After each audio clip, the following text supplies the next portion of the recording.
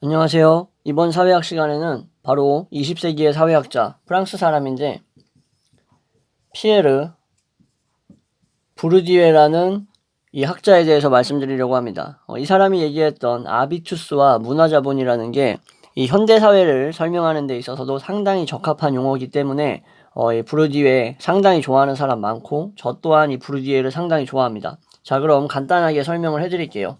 1930년에 태어나서 2002년에 돌아가셨는데 중요한 거는 이 사람의 아버지가 피레네, 자틀랑티크, 이름 어렵죠. 이러한 곳이 있는데 이러한 곳을 이제 궁금하신 분들은 이제 인터넷 찾아보시면 될 것 같고, 여기에 이제 아버지가 우체국, 한마디로 우편국이겠죠. 우편국 직원이었다라는 거예요. 예. 이 아버지가 우편국 직원이었다라는 게 부르디에에게 왜 중요하냐면은 서민이었다라는 걸 의미하는 겁니다. 자, 서민이었다라는 것은 부르디에가 나중에 파리에 가가지고 엘리트 고등교육기관에서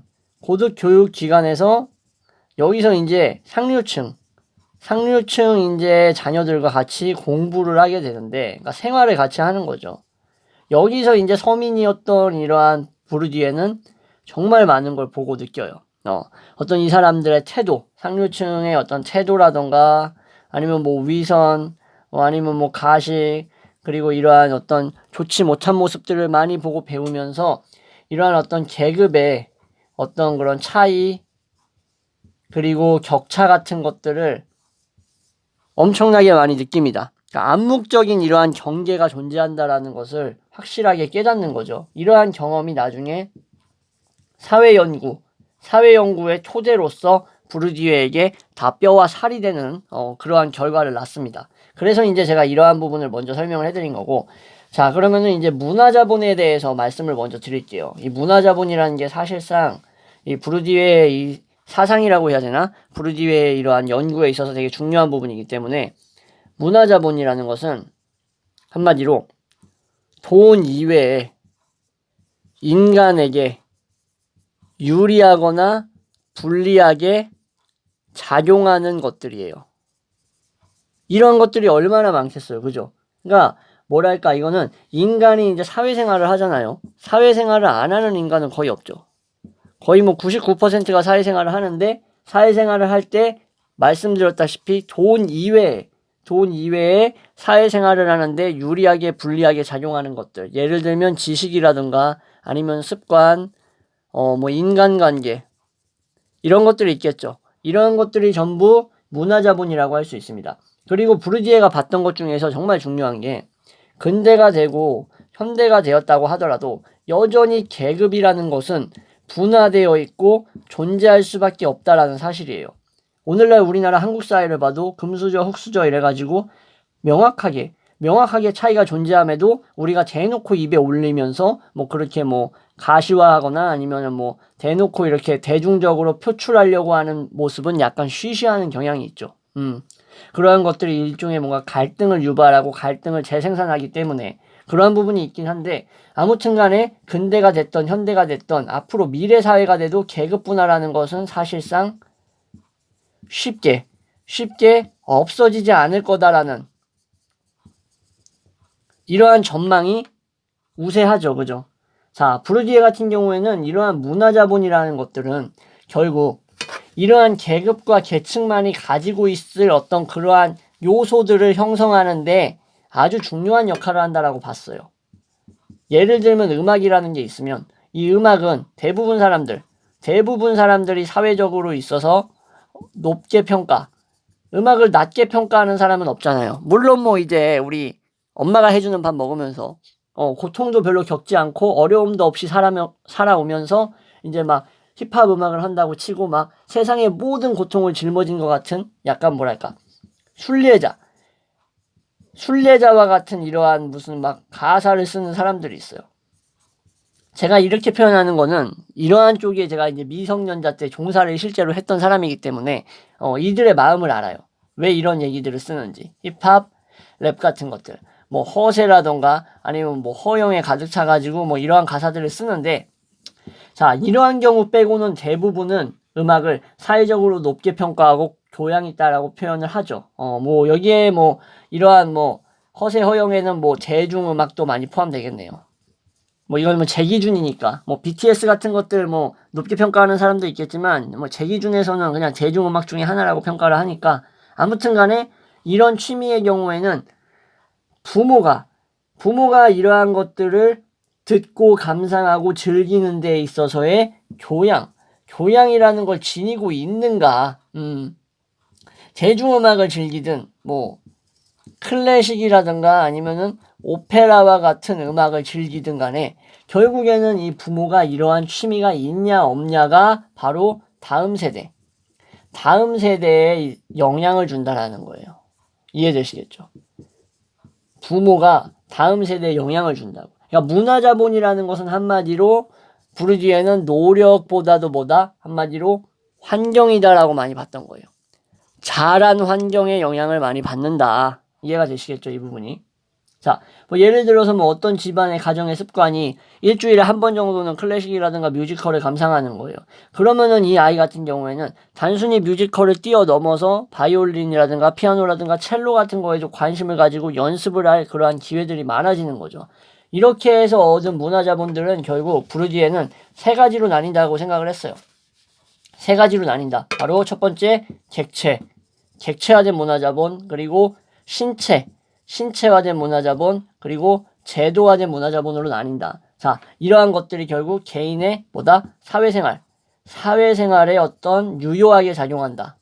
이러한 것들이. 자, 지식, 인간관계, 습관 같은 것들을 말씀드렸죠. 뭐 취미도 포함될 수 있겠고, 이러한 것들이 결국 부모로부터 자식에게 물려진다. 부모에게서 자식에게로 되물림된다. 그래서 이러한 것에 예를 하나 들면은 사회적으로 높은 지위의 가정은 2세, 3세 뭐 거듭되더라도 높은 지위를 유지할 확률이 높다라는 거예요. 이럴 확률이 높다.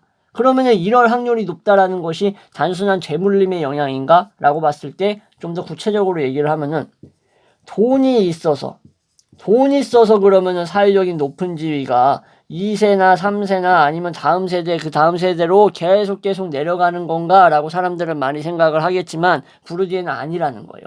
돈 이외라고 말씀을 드렸죠. 문화자본이. 그러면 돈이 있어서가 아니라 바로 지위 재생산은 돈의 영향이 아니라 말씀드렸던 문화적인 요소에 따라서 문화적인 요소가 계승됨에 따라서 이루어지는 현상이다라고 봤던 거예요. 제가 말씀드렸다는 건. 그죠? 말씀드렸던 건 이런 거죠. 자, 오늘날에는 평등한 능력주의를 많이 강조합니다. 한국 사회도 뭐 누구나 노력을 하고 그만한 어떤 대가를 치르면 다 성공할 수 있고 다 인생에서 승리자가 될 수 있을 것처럼 마치 평등한 능력주의를 설교를 많이 해요. 그러나 현실은 어때요? 사실상 실제는 능력만으로는 안 되는 부분들이 있어요. 이 문화적인 부분들이 있고 어떤 이러한 문화적 자본이라는 게 반드시 존재한다고 부르기에는 봤던 거예요. 이 맥락은 거부할 수가 없는 거예요. 자, 이게 이제 아비투스라는 말로 또 다르게 볼 수 있는 게 뭐냐면 이거는 심적 경향인데 어떤 심적 경향이냐면은 바로 심적 문화자본이라는 거예요. 문화자본. 자, 일상적인 생활에서 우리는 일상에서 무의식적으로 생각, 어떤 센스, 뭐 애드립, 그죠? 이런 거 있죠. 또 뭐가 있을까? 언어 구사, 이런 것들을 우리는 일상 속에서 무의식적으로 익혀요. 몸에 익히게 된다는 거예요. 이러한 것들이 아비투스라는 거죠. 아비투스는 결국 우리가 어떤 자리에서, 어떤 공식적이고 중요한 자리에서는 고급진 언어와 태도를 사용해야 된다라는 것을 무의식적으로 익히게 된다라는 거죠. 예. 뭐 예를 들어서 뭐 어르신 앞에서 뭐 망나니처럼 말하는 애들 물론 있겠지만 거의 안 그렇잖아요. 그죠? 예. 그리고 처음 보는 사람 앞에서 무례한 행동을 하는 것도 우리들의 아비투스, 기본적인 인간의 아비투스에서 어긋나는 것들이잖아요. 이런 게 있다라는 거예요. 근데 이 아비투스는 바로 부르디에는 긴 기간 동안 형성된다라는 게 중요하고 또 무의식적으로 형성된다라는 게 중요하다라고 얘기를 했습니다. 자, 그냥 결국에는 인간이라는 것이 특정한 계급에 속할 수밖에 없다라는 것은 인정해야 돼요. 이 보이지 않는 암묵적 계급에 소속되어 있다라는 건 인정을 하되 중요한 건 이 계급과 이 자리, 이 지위에 익숙해진다라는 것은 뭘 의미하냐면은 이게 뭘 의미하냐면 바로 이 자리에서 공유되고 있는 이 지위에서 공유되고 있는 바로 이러한 아비투스라는 것을 익혔다라는 것을 의미한다라는 거죠. 부르디에는. 자, 한마디로 돈이라는 것은 바로 대부분은 아니겠지만 노력을 하게 되면 돈은 결국 수중에 들어오게 됩니다. 자, 아르바이트를 하건 막노동을 하건 아니면 앉아서 다른 사람을 부리건 사장의 위치에 있건 그죠? 오너가 되든 아니면 자영업자가 되든 뭐가 되든 간에 돈은 노력을 하면 누구에게나 다 수중에 얻긴 해요. 돈의 금액의 차이가 있을 뿐이지. 그러나 귀족의 아비투스 그죠? 스포츠 선수의 아비투스 이런 것들 그죠? 그리고 사회 상류층의 아비투스, 연예인의 아비투스 이런 아비투스라는 것들은 결국 돈 이외의 것이기 때문에 이러한 것들은 부르디에가 바로 돈이 아니고 사회적으로 무의식적으로 그 계급에 어떤 소속된 그 계층에 소속된 어떤 집단이나 지위가 아니면은 얻을 수 없다. 귀족은 귀족의 아비투스가 있다라는 거예요. 한마디로. 귀족 상류층의 아비투스는 따라하기 어렵다.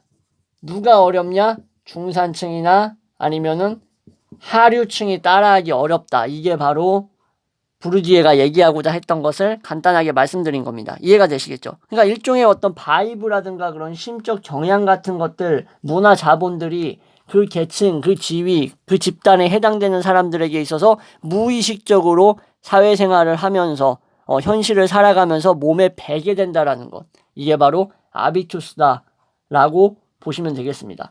네, 이렇게 해서 부르디에 정말 중요한 얘기를 했죠. 문화자본과 아비투스. 저 같은 경우에는 이제 이러한 문화자본을 어머니로부터 상당히 많이 이어받았다라고 생각을 하기 때문에 이러한 부르디에의 아비투스를 전적으로 동의합니다. 문화자본도 거의 뭐 200%, 300% 동의하고 그래서 이렇게 여러분들께 설명을 해드리고 싶었습니다. 네, 이상으로 영상 마무리하고 다음 시간에 다른 주제로 또 찾아오도록 하겠습니다. 감사합니다.